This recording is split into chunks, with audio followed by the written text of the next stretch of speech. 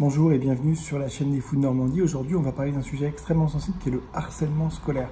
Alors, vous savez, le harcèlement scolaire, c'est un fléau qui touche de très nombreux enfants. En France, nous ne sommes malheureusement évidemment pas épargnés par ce fléau. C'est un sujet de santé publique majeur dont malheureusement finalement peu de gens parlent et même quand on en parle, finalement, il y a assez peu d'actions concrètes qui sont menées pour diminuer ce risque. Et donc, on va s'intéresser à une étude dont vous trouverez le lien dans la description de cette vidéo qui va s'intéresser au lien statistique entre le harcèlement scolaire et le risque de passage à l'acte suicidaire.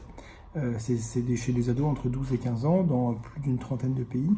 Donc c'est une étude tout à fait sérieuse avec un nombre important, donc qui va chercher un lien statistique, pas forcément une causalité directe, mais un lien statistique, une association statistique entre ces deux phénomènes que sont la tentative de suicide et le harcèlement scolaire.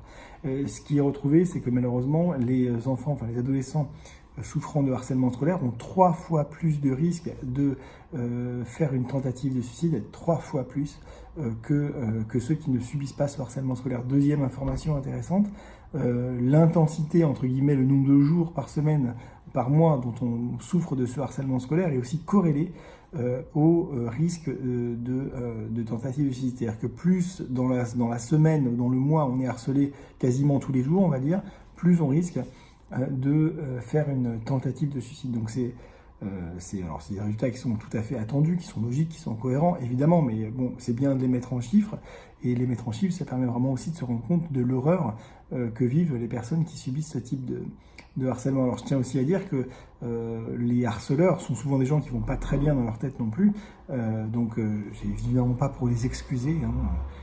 Je vous en supplie, pas ce type de procès idiot qui est de pénaliser les gens qui essaient de comprendre. Hein. Comprendre, c'est pas excuser. Comprendre, c'est comprendre. Point. Donc, effectivement, les harceleurs sont aussi souvent des gens qui sont en souffrance, qui sont pas bien dans leur tête. Donc, ça, encore une fois, ça n'excuse rien, mais c'est aussi à prendre en compte. Et donc, finalement, c'est un phénomène qui fait souffrir tout le monde et qui est vraiment urgent. Il est urgent que l'éducation nationale se rende compte de la gravité de ce type de comportement qu'est le harcèlement scolaire. Voilà, écoutez, j'espère que cette vidéo vous aura alerté sur ce sujet.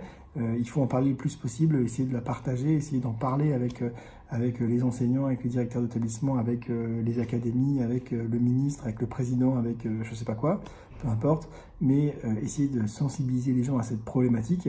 Ça tue des gens, le harcèlement scolaire, et et encore plus que tuer des gens, ça met de très très nombreux enfants et adolescents dans des états dépressifs assez sévères, dans des états de stress extrêmement importants, qui laisseront des traces sur leur organisme, qui ne sont pas uniquement des choses très temporaires qu'on oubliera plus tard. C'est impactant considérablement dans la vie d'un enfant, pour sa santé mentale, pour sa scolarité, pour ses relations amicales, familiales, etc.